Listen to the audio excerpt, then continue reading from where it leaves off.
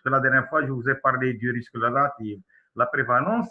Et il y a ce cours-là que je vais le faire passer. Vous ne l'avez pas sur le site. Je le mettrai par la suite. Et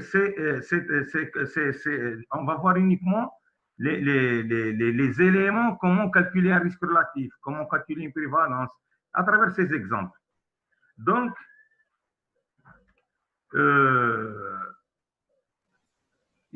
concernant je vais vous poser certaines questions et essayer de répondre. Par exemple, pour calculer le nombre de personnes dans une population, qu'est-ce qu'on fait? C'est quel type d'indicateur? Vous m'entendez? Oui.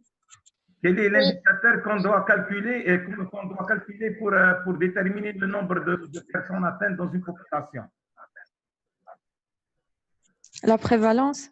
C'est la prévalence. Donc, la prévalence, c'est déterminer le nombre de malades dans une population ou dans un échantillon. C'est la prévalence. Pour déterminer, donc, la prévalence, pourquoi c'est une prévalence? Parce qu'on va voir les anciens malades et les nouveaux malades. C'est pourquoi on appelle prévalence. C'est les anciens malades plus les nouveaux malades. Pour calculer le nombre de cas, les nouveaux malades, quel est l'indicateur qui détermine les nouveaux malades? L'incidence. L'incidence. L'incidence. L'incidence. Vous l'avez en face de vous, en fin de compte. Vous voyez le diapo là? Oui. D'accord. En fin de compte, pour le calcul des facteurs de risque, quels sont les indicateurs qu'on va calculer? Les risques relatifs Hein? et l'autre ratio. L'autre ratio. Oui. L'autre ratio, le risque relatif, c'est pour dire, il détermine la force de la causalité. Et, par contre, l'impact, je n'ai pas parlé de l'impact, je parlerai le risque attribuable, qu'on appelle aussi la différence du risque. Et le risque attribuable, c'est le taux, au lieu, le facteur comment dirais-je? Le risque relatif, c'est le taux chez les exposés sur le taux chez les non-exposés. Le risque attribuable, c'est le taux chez les exposés moins le taux chez les exposés. On le verra. D'accord? Donc, oui. Mais pour déterminer la force de l'association, c'est le risque relatif. En matière d'efficacité d'un traitement, ce sont les essais thérapeutiques. Pour voir la qualité des diagnostics, par exemple actuellement pour le coronavirus, c'est le RT-PCR. C'est celui de la gorge, là. C'est un test plus spécifique que sensible. Par contre, on peut aussi faire appel au test sérologique. Il y a les facteurs pronostiques qu'on verra par le pronostic, c'est-à-dire c'est déterminer quelle est la létalité de la pathologie, etc. Donc, c'est de manière globale. Maintenant, le taux de prévalence. Voilà, vous avez la prévalence en face de vous. C'est le nombre de malades sur l'effectif total. D'accord? Vous voyez, vous êtes en train de voir la formule. Oui, oui. Elle est complète ou incomplète? Incomplète. Incomplète. Manque de période. Hein?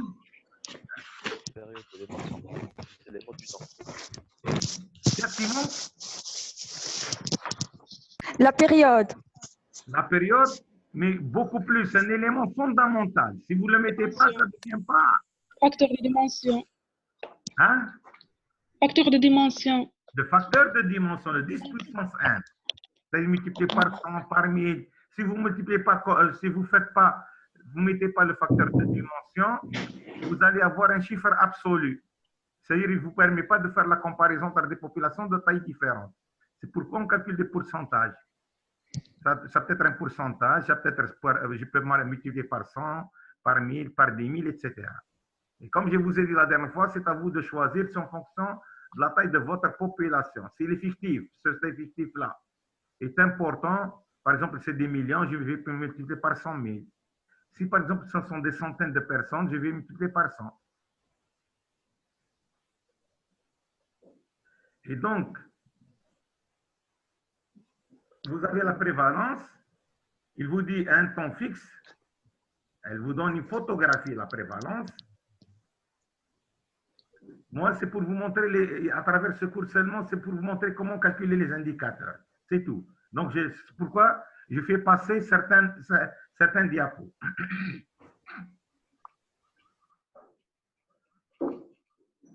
Donc, lorsqu'on parle de critères de jugement, un critère dans des études dont vous entendez parler, vous allez entendre parler par la suite les critères de jugement, c'est-à-dire sur quels je suis en train de faire un travail et sur quels critères je juge mon indicateur. Là, c'est le nombre de malades, c'est le critère de jugement. C'est ça les malades.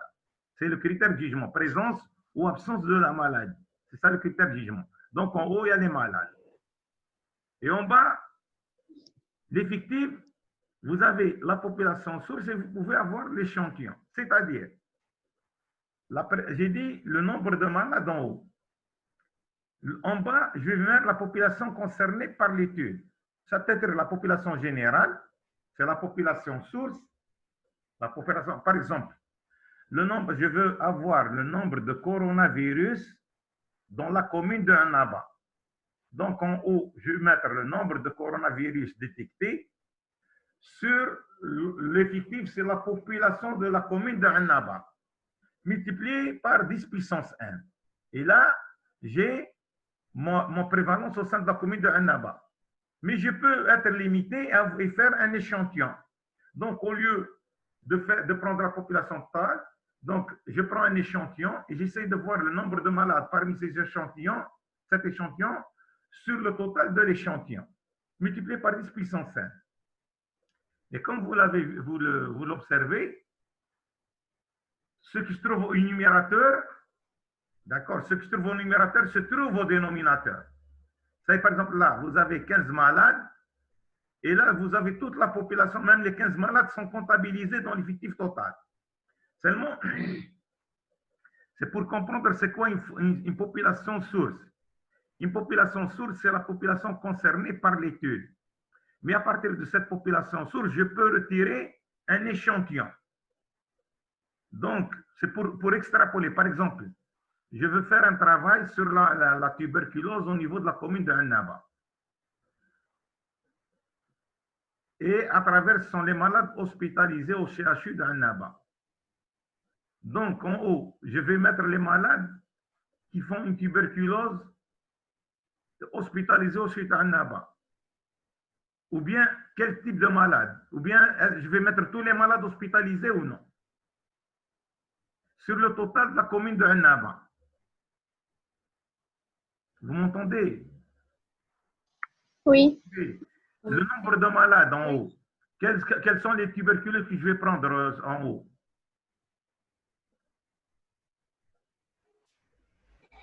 Je vous ai dit, ceux qui se trouvent au numérateur se trouvent au dénominateur. En haut, je vais mettre uniquement les malades qui habitent à Annaba. Parce que vous savez, par exemple, le CHU, on a des gens qui proviennent de Tébessa, de Sougaras, de Guelma, etc. Donc, en haut, je mets uniquement les malades qui habitent à Annaba. Et en bas, je vais mettre la population d'Annaba, multipliée par 10 puissance 1. D'accord? Vous avez compris? Oui. Sinon, il sera un indicateur biaisé. Par exemple, en haut, je vais mettre tous les malades de Annaba, Tébessa, Sougaras, etc. Et en bas, je vais mettre les malades d'Annaba. C'est faux. Ceux qui se trouvent au numérateur, ils ne se trouvent pas au dénominateur. Parce qu'en haut, c'est des malades qui proviennent de différentes origines. Et en bas, je vais mettre. Donc, ceux qui se trouvent au numérateur, se trouvent au numérateur. Au numérateur, je vais mettre uniquement les malades en habit sur le total de la population en habit, multiplié par 10 puissance 5. Vous avez compris? Vous avez compris ou non? Oui. Oui, docteur. D'accord. Donc, je passe de la prévalence, vous avez une idée. Donc, vous avez compris. Le mot là, il parle de représentativité, représentative. Ce que je viens de dire. J'ai dit, par exemple, je ne peux pas mettre en haut des malades de différentes wilayas et en bas, je mets uniquement la population. Ce n'est pas représentatif. les malades ne représentent pas la commune d'Annaba. Parce que pourquoi je vous ai dit, c'est des malades qui proviennent d'horizons différentes. Donc, je suis obligé de prendre uniquement les malades qui viennent d'Annaba. Et en bas, la population d'Annaba. Maintenant, si je veux faire, je prends tous les malades, par exemple, Skigda, Tbessa, etc.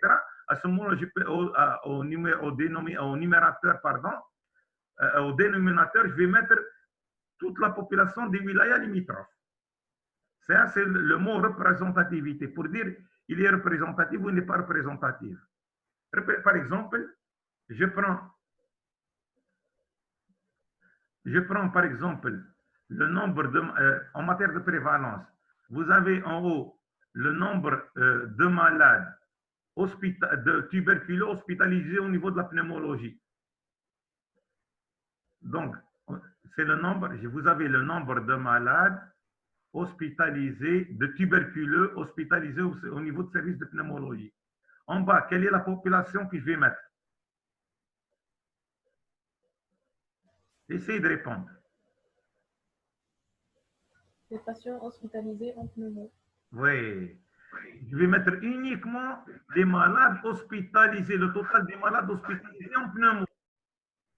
Pourquoi? Parce que la tuberculose, j'ai des cas qui sont hospitalisés en médecine interne, des cas qui sont hospitalisés au niveau des maladies infectieuses. Donc, si je prends le service de pneumo, uniquement le service de pneumo. Maintenant, si je prends le CHU, à ce moment-là, je prends les malades tuberculeux qui sont hospitalisés au niveau de la maladie, service de médecine interne, de la gastroentéro, par exemple la tuberculose intestinale, de la pneumophysio, des maladies infectieuses, etc. Et là, je vais prendre le total des populations de ces services-là. C'est comme, par exemple, maintenant je parle de la tuberculose pulmonaire. D'accord? Et en bas, je vais mettre tous les tuberculeux. C'est faux. Parce que moi, je suis en train de parler de la tuberculose pulmonaire. Et en bas, je vais mettre la tuberculose pulmonaire, rénale, digestif, mal de pote. C'est faux. Donc, ce que je trouve au numérateur, je trouve au dénominateur. Vous avez compris la population source, l'échantillon. Vous avez compris maintenant le mot de représentativité. Il faut, ce que je trouve au numérateur, je trouve au dénominateur, c'est ça la représentativité. Il est représentatif. Je vais vous poser une question. Par exemple, dans une maternité, la représentativité, généralement, on fait un tirage au sort en matière d'échantillon. D'accord? Vous avez compris le tirage au sort ou là? Vous entendez? Vous m'entendez? Oui. Oui. Par exemple, un tirage au sort, c'est donner la chance à tout le monde d'être tiré au sort. C'est le plan statistique. Par exemple, je prends un échantillon au niveau de la maternité et je vais tirer au sort. Parmi cet échantillon, je vais trouver, en tirant au sort, je vais trouver j'ai décidé de faire un échantillon de 20 personnes. En faisant mon tirage au sort, je vais avoir 20 filles. Est-ce que l'échantillon est représentatif ou n'est pas représentatif?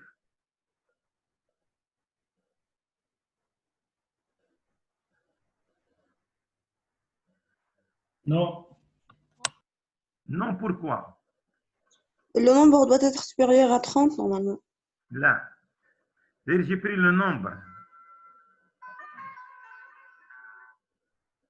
J'ai pris le nombre. J'ai pris le nombre. J'ai décidé de prendre 30. Je prends par exemple 30 personnes. Le 30 personnes. Je fais un tirage au sort et je vais trouver les 30 filles. Est-ce que l'échantillon est représentatif? De manière aléatoire, j'ai tiré au sort. L'échantillon est représentatif ou n'est pas représentatif?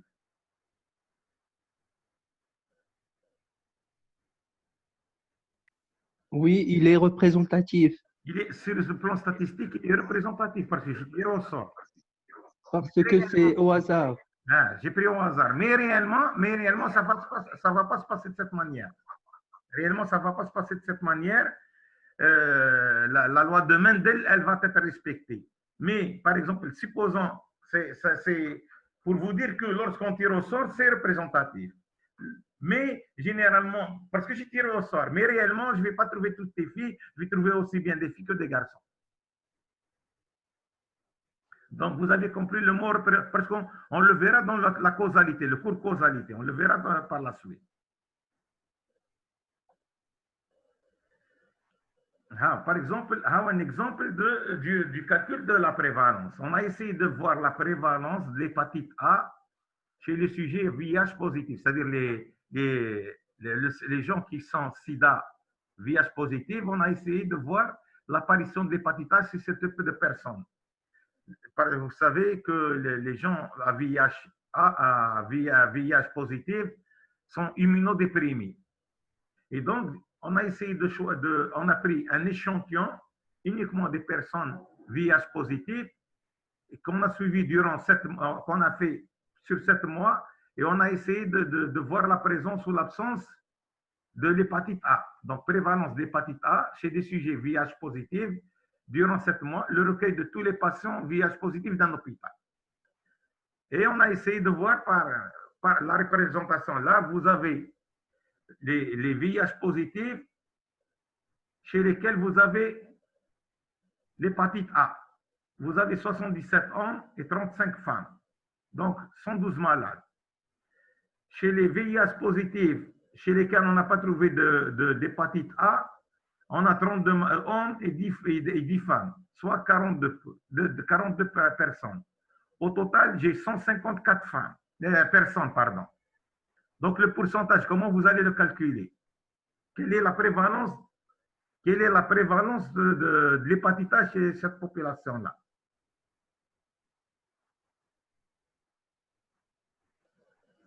Essayez de répondre.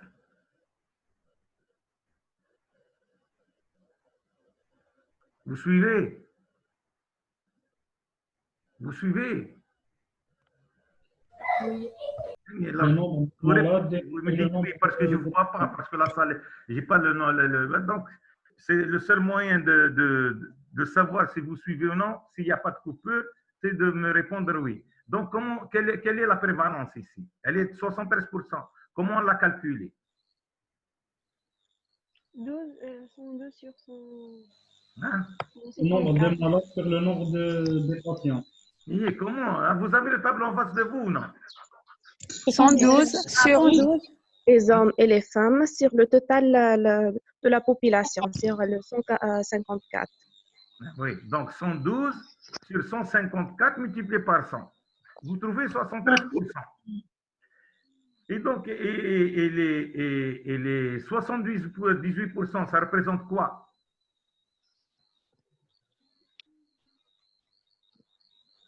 La prévalence des femmes atteintes de l'hépatite. Exact. Ça représente la prévalence des femmes. C'est la prévalence par sexe. Donc, ça représente les femmes. Donc, c'est 35 sur 45. Et concernant les hommes, c'est 77 sur 109. Ça représente la prévalence masculine. Donc, vous voyez, ce qui se trouve au numérateur se trouve au dénominateur. C'est-à-dire, pour les hommes, donc vous avez les hommes en haut, 77 sur 109, c'est-à-dire les malades et les non-malades, égale 71%. Pour les femmes, par sexe, c'est la prévalence par sexe.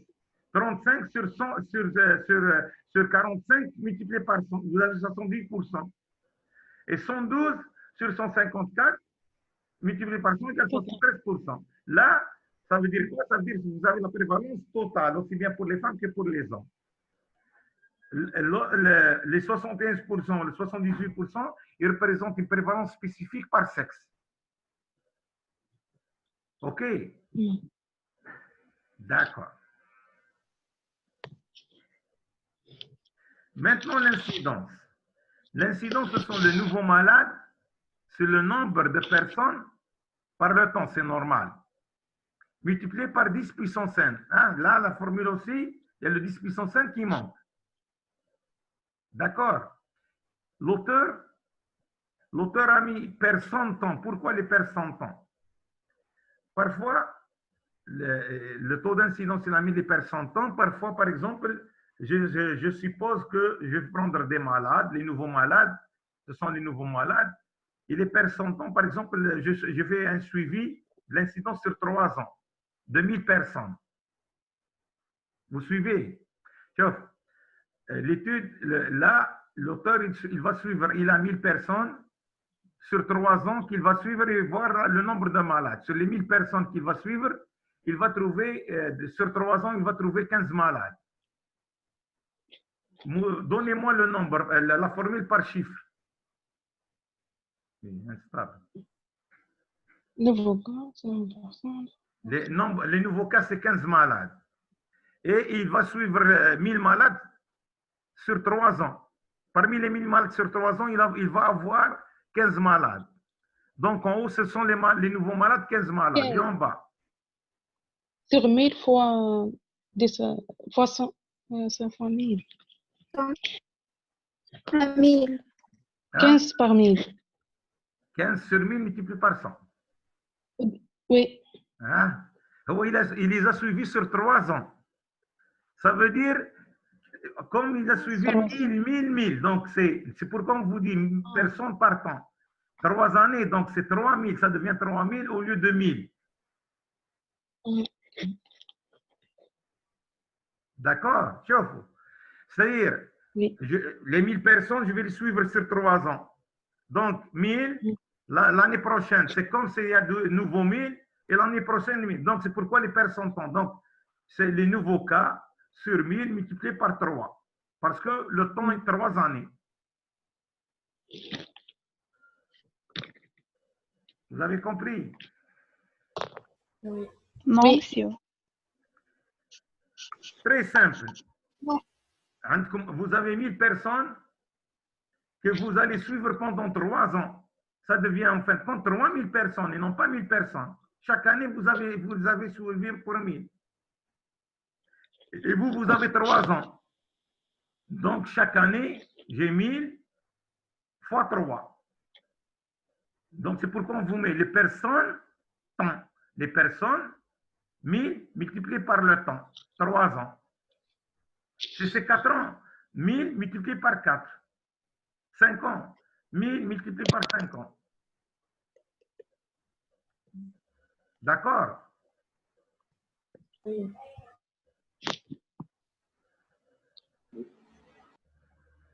D'accord, right. Donc, on passe. La vitesse de production de malades, c'est le nombre de nouveaux cas, donc ça passe. Le taux d'incidence, maintenant vous avez compris. Je suis obligé d'accélérer un peu. Taux d'incidence, donc c'est clair, la population source non malade, vous comprenez. On le verra à travers les exercices par la suite lorsque vous rentrez au cours de votre rentrée universitaire le mois d'août. Maintenant, le risque relatif.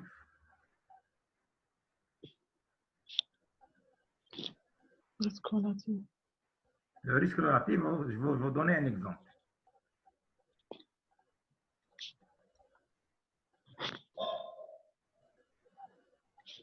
Là, c'est des exemples de l'incidence. Je suis en train de faire une révision. Je vais le mettre sur le site, ce cours-là. C'est un cours. La causalité. Donc, pour étudier la causalité, on fait appel aux enquêtes étiologiques, c'est-à-dire ou bien les enquêtes cas témoins ou bien les enquêtes de cohorte. Et le risque relatif, on le calcule dans les enquêtes de cohorte. Les enquêtes, l'observation, le calcul dans l'enquête cas témoins. Et donc, on a vu le principe, c'est vous avez les exposés et les non exposés. Et le tableau, c'est donc les exposés, non exposés, on a dit, on les met. Et vous avez les malades et les non malades. Si on vous parle de facteur exposition et vous êtes en train de chercher la maladie, il s'agit d'une cohorte. Si vous avez, on vous parle de la présence de la maladie et on cherche le facteur de risque, on est en train de parler de cas témoins. Le risque relatif, c'est le risque chez les exposés positifs sur le risque chez les non exposés. C'est-à-dire, par exemple, la prévalence chez les exposés sur la prévalence chez les non exposés. En principe, c'est multiplié par 100, par exemple, en haut et en bas. Et lorsque j'élimine le pourcentage, je vais avoir un chiffre absolu. Donc, le risque chez les exposés, vous avez les malades positifs sur l'effectif des exposés. Là, on chiffre. Et les malades chez les non exposés sur le total des non exposés. C'est ça le risque relatif. Et le risque relatif, il vous montre, il vous donne l'information sur l'association, sur l'importance de l'association. Plus il est important, plus l'association est forte. Le risque chez les exposés, sur le risque chez les non exposés, on le voit, les critères de jugement. Donc, je passe et vous avez le tableau, quel protocole.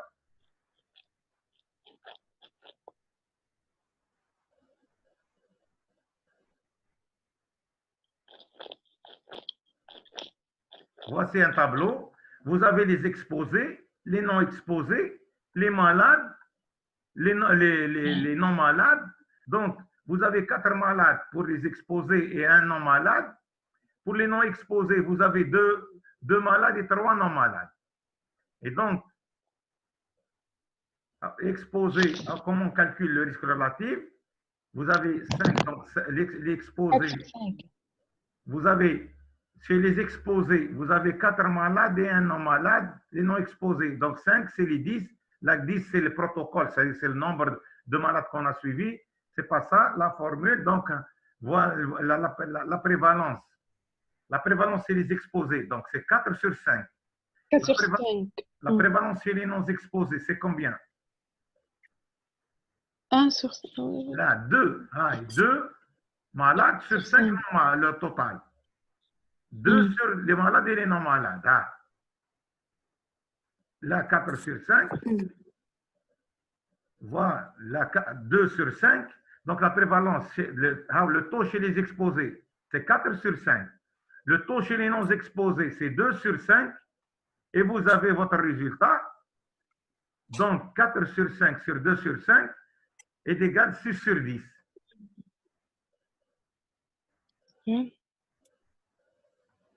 Le total, c'est 6 sur 10. 4 et 2 sur 10.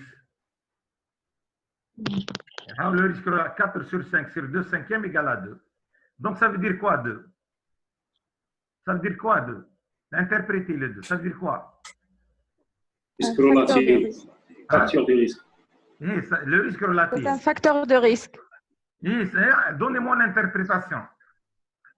Causalité. Les sujets exposés ont 2 fois plus de risques de... Les sujets exposés courent 2 fois le risque que les non exposés. 12. Les sujets exposés courent le risque 12 fois plus de faire la maladie que les non exposés. Puis vous avez dans les enquêtes de cohorte, il y a la différence du risque qu'on appelle le risque attribuable. Comment on calcule le risque attribuable? 4 sur 5 moins 2 sur 5. 4 sur 5 multiplié par moins, c'est un pourcentage, moins 2 sur 5. Et vous allez trouver un pourcentage. Ça veut dire quoi? Ça veut dire quoi la différence du risque? Beaucoup plus qu'on appelle le risque attribuable. Excès de risque de pourcentage de développer la pathologie que personne n'a exposée. D'accord, mais pour la comprendre bien, c'est la part qui revient aux facteurs incriminés et non pas aux autres facteurs. Par exemple, lorsque quelqu'un fait un cancer du poumon, ou il est fumeur, il y a des gens qui en bas. Ils ne sont pas exposés. Et pourtant, ils ont fait la maladie. Donc, ils ont fait la maladie à cause d'autres facteurs. D'accord? Hein? Donc, c'est ça la part du risque. En fin de compte, vous avez parmi ces malades, les 4 sur 5, il y a 2 sur 5 qui ont fait la maladie, non pas à cause du facteur étudié, mais à cause d'un autre facteur.